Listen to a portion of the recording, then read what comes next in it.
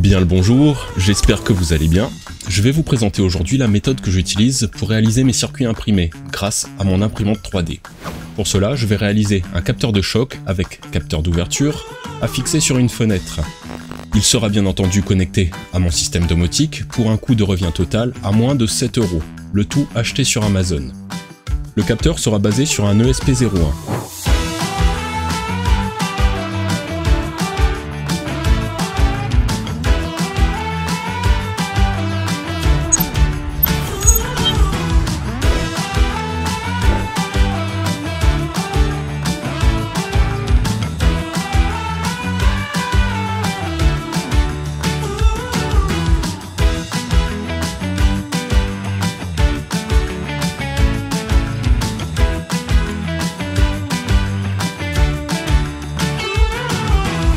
L'ESP01 est un module ESP8266, prédécesseur à l'ESP32.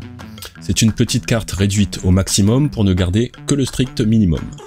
Il m'est revenu à 2 € sur Amazon, mais j'ai vu qu'on pouvait le trouver sur des sites chinois aux alentours de 30 centimes. Sur cet ESP, 4 GPIO sont accessibles via les broches, ce qui peut nous permettre de réaliser des objets connectés vraiment à coût réduit. Il comporte également tout le nécessaire pour le connecter à un réseau Wi-Fi. Qui dit capteur de choc dit bien entendu qu'il devrait être alimenté par batterie.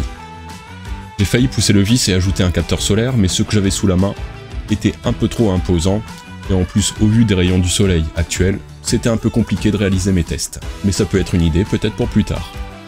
Pour l'alimenter par batterie, il faudra donc que le module se mette un maximum en veille. S'il devait rester connecté en permanence au Wi-Fi, il faudrait recharger la batterie tous les jours, voire plusieurs fois par jour. En utilisant la veille, j'espère pouvoir atteindre une autonomie de plusieurs mois. Pour réaliser mes circuits imprimés, c'est assez simple. Après avoir testé mon montage sur la planche à pain, j'ai réalisé mon schéma sur le site EasyEDA. Il n'y a rien à télécharger, tout se fait en ligne. La librairie communautaire de composants est très complète. Le placement des composants est très simple, mais un peu de réflexion s'impose pour ne pas croiser les pistes. Une fois le placement terminé, j'exporte le schéma au format DXF pour l'ouvrir dans un logiciel de traçage. EasyEDA exporte le schéma sous forme de plusieurs calques. Je les travaille un peu pour obtenir un tracé définitif pour une épaisseur de 3 centièmes. En effet, sur l'imprimante 3D, j'ai imprimé un support de stylo. Je vais donc dessiner le schéma sur ma plaque à l'aide d'un marqueur indélébile, à mine fine. 3 centièmes parce que dans mon slicer, je vais paramétrer la hauteur de couche à 1 centième, ce qui fera donc 3 passages de marqueur pour obtenir un trait bien foncé.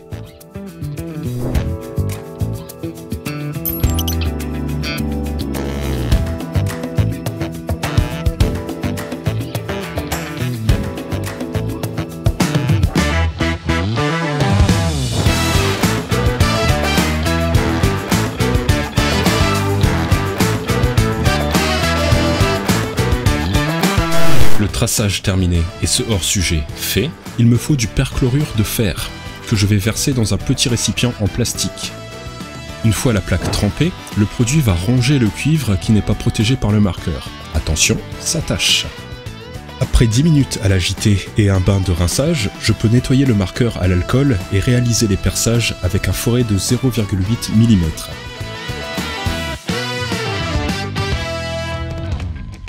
Pour revenir au capteur et expliquer rapidement le montage électronique, comme le module sera en veille, le capteur de choc enverra une impulsion à l'ESP pour que celui-ci redémarre et envoie par la même occasion l'information au serveur domotique.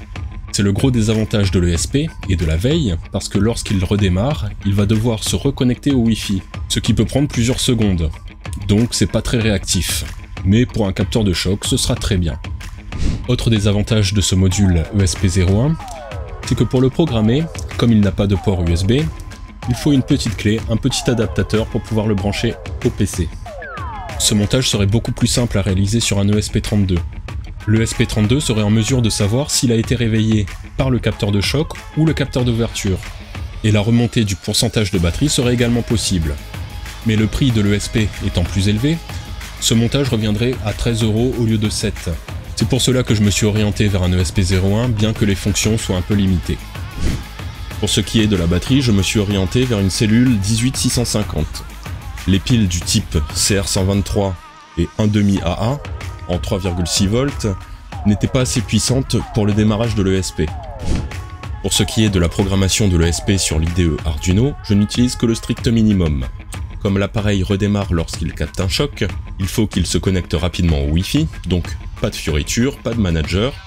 Connexion au Wi-Fi, on envoie l'état de choc et l'état d'ouverture au serveur domotique. Après un délai, il se remet en veille.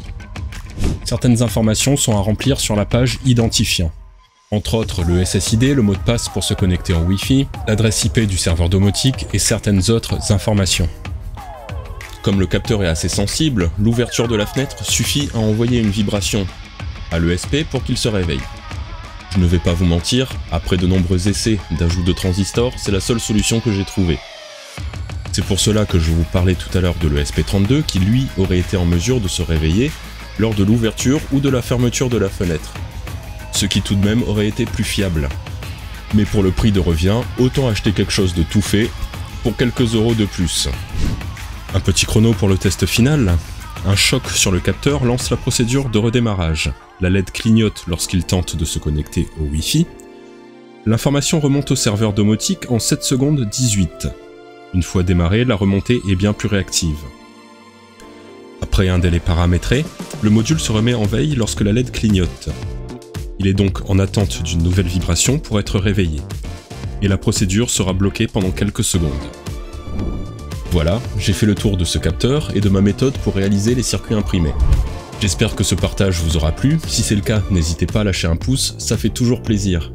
Et bien sûr, n'hésitez pas à vous abonner, à activer la petite cloche de notification pour ne pas rater ma prochaine vidéo, c'est totalement gratuit. Je n'ai plus qu'à vous dire à tout bientôt, bye bye.